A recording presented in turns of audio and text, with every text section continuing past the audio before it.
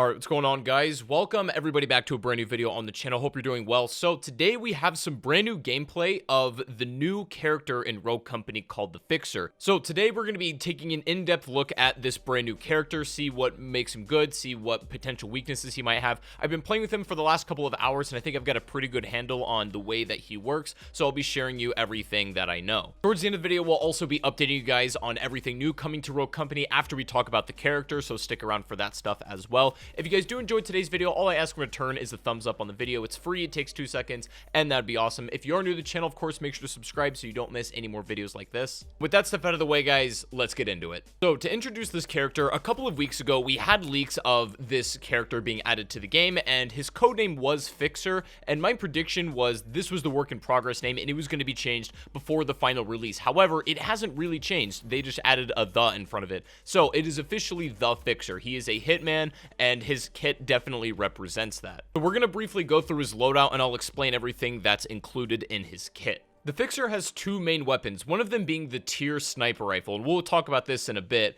Its upgrades are rather interesting, and I'm going to get into those in a further detailed explanation. The second tier reduces kick, and the third one increases reload speed and nullifies damage drop-off. Again, we'll get to that later, but his second weapon is the D3DI DMR, a pretty self-explanatory one. His pistol is called the Warrant. This is absolutely amazing as a secondary on his kit. Highly recommend upgrading it. He's got a baseball bat for his melee. He also has a cluster smoke for one of his tactical gadgets, and this is a pretty underutilized piece of equipment, I would say. And then his lethal is going to be a C4, obviously incredible. It's on some other rogues too. His perks are also pretty standard and straightforward as well, nothing too crazy there. The main attributes that's going to make the Fixer extremely effective are his abilities, his active one and his passive. So his active ability is a heat sensor. It acts as thermal vision, where you can kind of detect enemies a bit more easily based on their thermal leave behind, and so you can sort of track enemies and see their movement a lot more clearly. Now, there is one slight downside to this, and I found that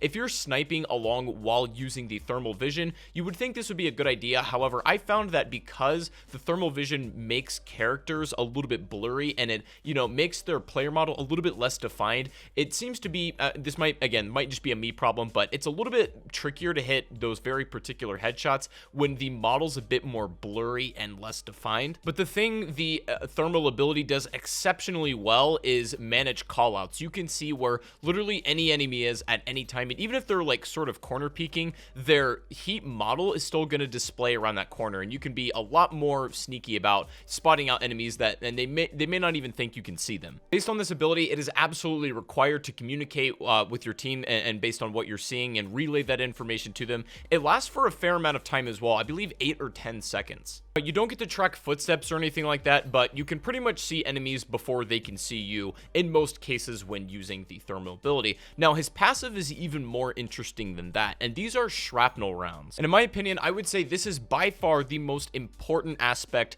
to the Fixer's kit. And so what Shrapnel Rounds are going to do is when you deal damage to an enemy, you tag them up with anything at all, it's going to slightly slow them down, right? It's going to cut their movement speed just a little bit. And the difference isn't major, right? It's not like you're slowing them to a snail's pace, but sometimes it's just enough where you can prevent slippery players from getting away. Some people, and especially like Lancer, who have increased movement speed, are pretty hard to track down even if you tag them, and you really have to catch them in an open air if you want to finish them off. But the slowed movement speed that you deal onto other people is so devastating. It's an incredibly brutal ability to put on. The Fixer is a very potent fragger. The ability of being able to spot enemies a lot more easily and being able to put damage out that slows them down to finish off those kills makes him extremely dangerous on the battlefield. Even though he's like technically classified as a sniper, sometimes he doesn't really play like that. He's a nice cross between like the Phantom style of gameplay where you really got to zone out and play back a bit, and then also like kind of like Anvil gameplay. And so that leads very nicely into the Fixer's weapons. Now, I'm gonna be honest, I really don't like his sniper rifle all that much, as opposed to Phantom, which Phantom's one of my favorite characters in the game, and I have an absolute blast using that sniper rifle.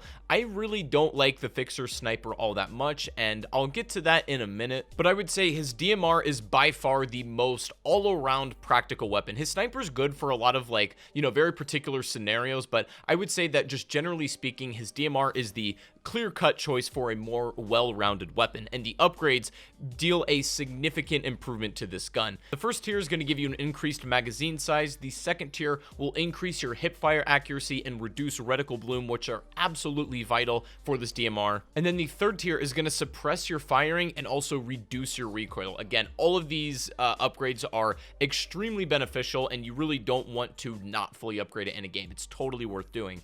As opposed to the sniper rifle, I can't really say the same for that. Here's the problem with the sniper rifle. It only holds 2 per magazine, and you might think, well, maybe that's not so bad as long as you hit your shots. Yeah, in theory, it is a really good sniper rifle. The problem, I think, is the upgrades. So tier 1, you essentially get increased scope speed and also movement speed while aiming. That is easily the best upgrade, and pretty much the only one I even recommend doing.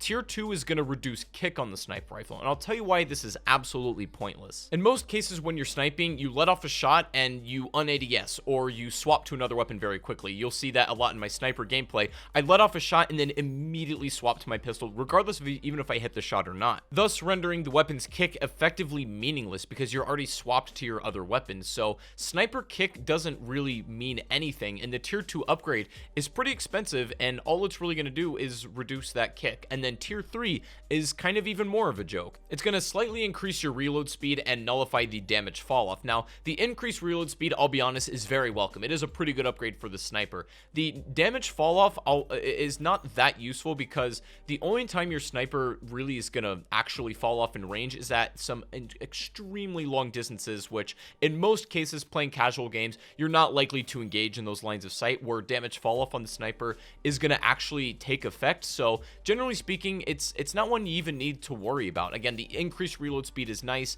but do you really want to dump that much money just to get that extra reload speed? If you ask me, it's usually not worth it. Right now, there's no way to even increase the magazine size at all. I think if one of the tier 3 upgrades were to increase like maybe from 2 to 4 bullets, it would increase its effectiveness that much more. But to be honest, there isn't much reason to use it outside of just like being a somewhat less effective phantom sniper. If it could one-shot people without hitting headshots, I think it also would be a lot more dangerous and effective. Should it be able to do that? I don't know. That's not my call to make that balancing choice, but you need to hit headshots if you want to be, one-shotting people, and you've only got 2 shots. So if you miss it, you're kind of in trouble. So you either need to get a second gun off the battlefield as a sidearm, or you need to invest in fully upgrading your pistol, because that's going to be your literal only second line of defense if you do miss those sniper shots. I found a fair amount of success literally just doing the tier 1 upgrade and then investing my points in other perks, and that seems to work out quite well, and I will recommend some of the perks that I've been having some success with, and I'll let you know what I think works best on the fixer. But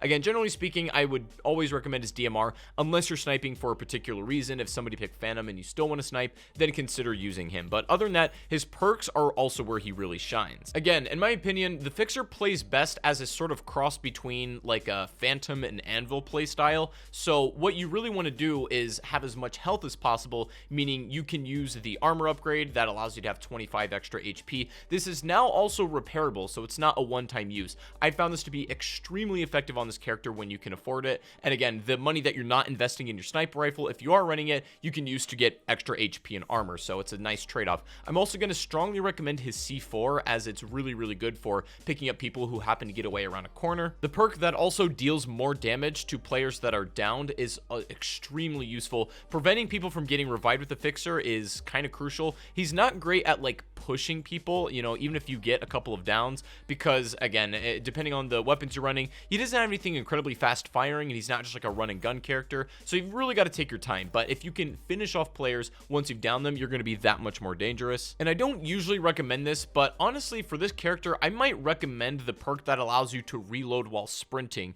and especially if you're using his sniper, I think this can come in handy. Most characters, I honestly don't recommend that perk because there's other movement options you can utilize that will essentially get the job done and are a relatively fair replacement. But I don't know, on this character, it might be a different scenario, and I think it's at least worth experimenting with. His smoke grenade is also absolutely amazing if you put it on a point and then you use your ability so that you can see through the smoke and then either, snipe or do whatever. That is also an extremely effective strategy to play the fixer as, and I found a lot of people don't know how to counterplay that yet, maybe because the character's new, but it is extremely useful. Here's another thing, after some game time, I will say the Fixer's biggest weakness are up close and personal characters that can flank. So the best counter picks against the Fixer, I would say, are generally going to be characters like Lancer or Chalk, and people that can, you know, use flank routes, get in close, and have fast fire rate weapons. And if you close the gap in on Fixer, then you can absolutely devastate him. You don't want to be at a distance or at a zone where he can slow you down with his weapon and then finish you off.